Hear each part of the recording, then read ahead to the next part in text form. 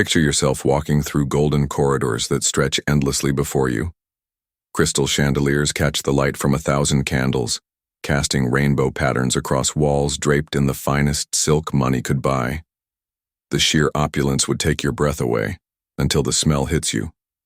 A wave of putrid air so overwhelming it could make fresh flowers wither in seconds. This is Versailles in the 1600s, where breathtaking beauty lived side by side with shocking filth. Where noble ladies, despite their diamonds and designer gowns, endured hygiene conditions that would horrify us today. If you're ready to discover just how bad things really were, hit that subscribe button right now and join me on this jaw-dropping journey into the past. Trust me, you won't believe what's coming next. Today we're pulling back the velvet curtains on the 5 most disgusting hygiene habits that plagued the royal women of France. And I promise you, nothing could have prepared them, or you, for what we're about to uncover. If you were born into nobility during this era, society expected you to embody perfect grace and flawless fashion. But when it came to staying clean, everything went catastrophically wrong. You see, bathing, the very foundation of cleanliness as we know it, was treated like a dangerous disease. The medical experts of the day had convinced everyone that warm water was their mortal enemy. They believed it forced open your skin's natural defenses, creating doorways for invisible threats floating in the air around you. Meanwhile, religious leaders condemned bathhouses as sinful places where vanity and temptation flourished, so an entire culture slowly turned its back on water itself. These aristocratic women had no private bathrooms, no daily showers, no concept of regular washing. A complete body cleanse was seen as unnecessary, risky, or downright wicked. Instead, they would dab at their hands, faces, and necks with barely damp cloths. But here's where it gets truly revolting. These weren't even water-soaked rags. They moistened them with alcohol, vinegar, or sometimes their own saliva, believing this somehow cleaned without the supposed dangers of actual bathing. When the rare bath did happen, it became a family affair in the worst possible way. Everyone shared the same tub of water, taking turns one after another. And who got the privilege of going first? The men, of course. By the time any woman stepped into that murky water, it had become a lukewarm soup of human residue. That's assuming there was even enough water remaining for her to sink into. The results were devastating for the palace atmosphere. Visitors from other countries wrote detailed accounts of the overwhelming stench that drifted through every hallway at Versailles.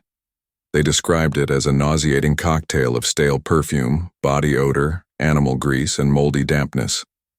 The tragic irony wasn't lost on anyone. These royal women desperately wanted to maintain their reputations as paragons of beauty and sophistication. They draped themselves in the most expensive silks, weighed themselves down with precious jewelry, and powdered their skin to porcelain perfection. But underneath all that finery lay skin that hadn't touched soap in months. They looked absolutely stunning from across a crowded ballroom, but getting too close would reveal a horrifying reality.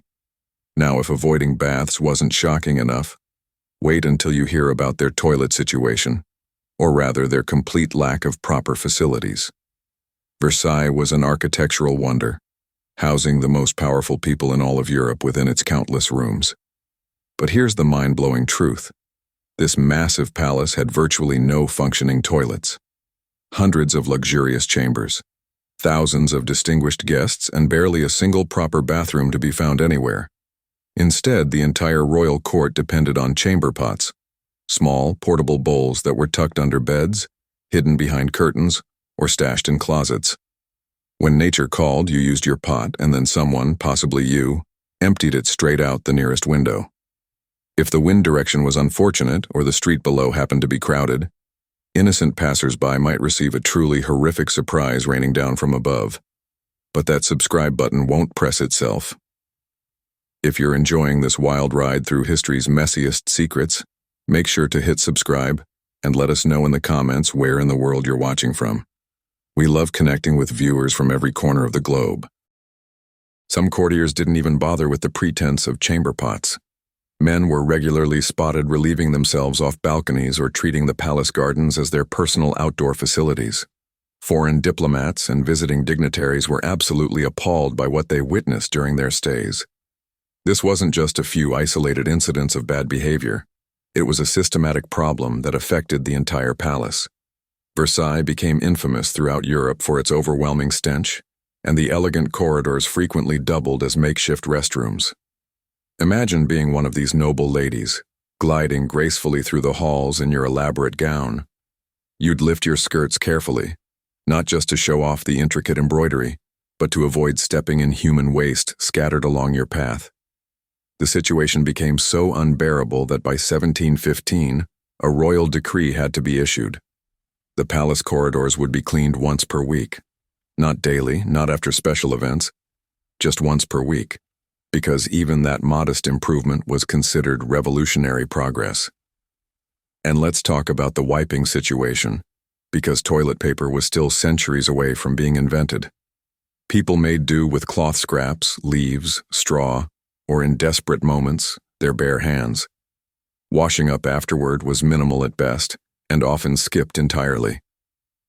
When your waste disposal system was literally a window and your cleaning methods were questionable, it's no wonder that parasites and diseases spread like wildfire throughout the court. Now let's turn our attention to what might be the most visually striking aspect of court life: the absolutely massive hairstyles that royal women were expected to wear. These weren't simple updos or elegant braids. They were engineering marvels that towered several feet above a woman's head. Picture hairstyles so elaborate they required architectural support, adorned with ribbons, pearls, miniature garden scenes, and sometimes even tiny replica ships. Yes, you heard that correctly. Detailed model ships perched atop a woman's head, sailing through waves of powdered curls. Creating these towering masterpieces required stuffing the hair with wireframes, horsehair padding, and cotton or wool filling. Once the basic structure was built, hairdressers would slather on generous amounts of pomade made from animal fat, especially beef tallow. This greasy mixture helped mold and secure the style, but it also created the perfect warm, sticky environment for unwanted guests. Lice infestations weren't just common among these fashionable ladies, they were practically guaranteed. Since women rarely washed their hair and certainly never removed their elaborate wigs for casual cleaning, entire colonies of these tiny creatures would establish thriving communities within those towering hairstyles. The ladies of the court came prepared for battle, carrying special long-handled silver tools called lice claws. These ornate scratching instruments were designed to reach itchy scalps without destroying the carefully constructed hairdo above. Women would bring these elegant scratchers to dinners and social gatherings, pausing between sips of wine to discreetly tend to their crawling scalps. Despite the constant discomfort and humiliation, no one dared skip this fashion requirement. In the brutal hierarchy of court life, your appearance determined your power and influence. Looking unfashionable or poorly dressed could cost you your entire social standing. Even if your scalp was literally crawling with insects and your hair reeked of rancid animal fat, the show absolutely had to continue. These elaborate wigs weren't just uncomfortable and unsanitary. They were genuinely dangerous. Some were so heavy they caused chronic neck pain and lasting spinal damage. Others caught fire from candles during evening events, sometimes with devastating consequences. But all of them were considered the necessary price for maintaining your position at court. Women from lower social classes had a much simpler solution. They simply shaved their heads completely to avoid lice altogether. But noble women couldn't make that choice. Their hair was their crown, even if it concealed an entire ecosystem of parasites underneath. Before we continue with more shocking revelations, make sure you're subscribed to our channel. We're uncovering history's most incredible secrets, and you won't want to miss what's coming next. Now let's discuss something that should have brought pure joy to palace life: food. Royal banquets were legendary throughout Europe, with tables groaning under the weight of elaborate meat pies, delicate pastries, perfectly roasted pheasants, and crystallized fruits that looked like edible jewels. But lurking beneath all this culinary luxury was a stomach-churning reality that would make modern health inspectors faint. The royal kitchens weren't immune to Versailles' sanitation catastrophe. They were often the worst victims of it. The palace's plumbing system was so poorly designed that raw sewage would regularly back up into the cooking areas. Historical records show that wastewater reached even Queen Marie Antoinette's private kitchen on at least one documented occasion. The impact on food safety was absolutely devastating. Without proper refrigeration, ventilation, or waste removal systems, contamination became a daily occurrence. Meat spoiled within hours in the summer heat. Fruits and vegetables were left exposed for days at a time. Rats, mice, and insects roamed freely through storage areas, and yet the cooks had no choice but to continue serving potentially lethal meals to the highest ranks of European society. The consequences were predictably horrible. Gastrointestinal distress spread through the court like wildfire. Diarrhea, violent vomiting, and severe infections became routine parts of palace life. But the most horrifying were the parasites that took up residence in nearly everyone's digestive system. Royal courtiers were constantly battling intestinal worms, especially massive tapeworms that came from undercooked meat and filthy kitchen conditions. Even the mighty King Louis XIV wasn't spared from this disgusting fate. Historical accounts describe him passing a tapeworm that measured 6 inches in length, a grim reminder that even the most powerful man in all of France couldn't escape the consequences of terrible hygiene. For the women of the court, every meal became a delicate performance fraught with hidden dangers. They were expected to eat gracefully, to sparkle with wit and charm, to raise toasts and entertain their dinner companions.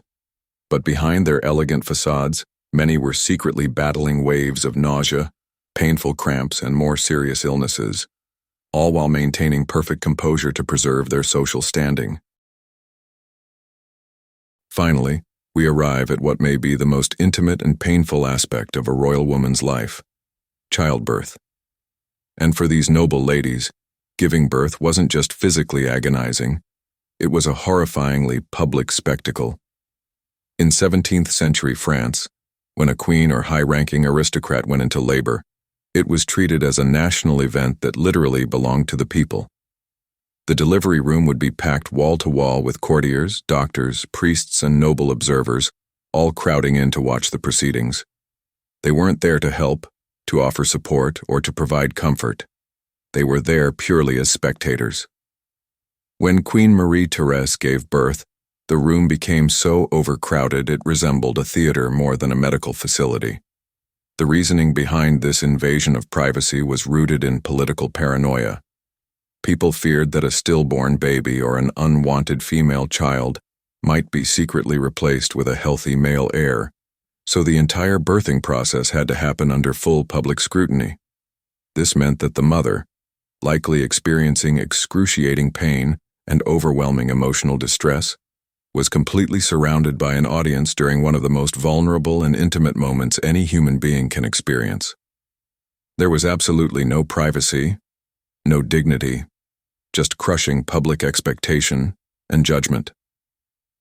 Marie Antoinette famously lost consciousness immediately after giving birth, overcome by the oppressive heat and the overwhelming presence of the massive crowd packed into her chamber. She wasn't alone in this experience. Many royal women fainted, wept uncontrollably, or suffered serious medical complications, all while being watched like performers on a stage. And childbirth during this era was far from safe. With extremely limited medical knowledge and no access to life-saving antibiotics, 1 out of every 3 children died before reaching their 3rd birthday. Mothers also faced terrifyingly high mortality rates, especially from deadly infections caused by doctors' unwashed hands and completely unsterile medical instruments. So while royal births were celebrated as moments of national joy and triumph, they were also marked by immense fear, physical suffering, and emotional trauma. The psychological toll on women who had to bear children under such intense pressure, constant surveillance, and genuine life-threatening danger was absolutely staggering. So there you have it. 5 absolutely grotesque truths from the supposedly golden halls of Versailles. Beneath those glittering gowns, those perfume-drenched corridors, and those jewel-encrusted crowns, royal women lived lives filled with constant discomfort, daily indignity, and genuine dangers that would make any modern person recoil in horror. They were the public faces of grace, sophistication, and refined elegance. But in their private moments, they scratched at lice-infested scalps, suffered through contaminated meals, and survived childbirth under conditions that history often conveniently forgets to mention in its romantic retellings. If you thought royal life was nothing but beautiful ball gowns and lavish banquets, think again. The real story behind palace walls was infinitely messier, more human, and far more relatable than any fairy tale would have you believe. These women weren't untouchable goddesses living in perfect luxury.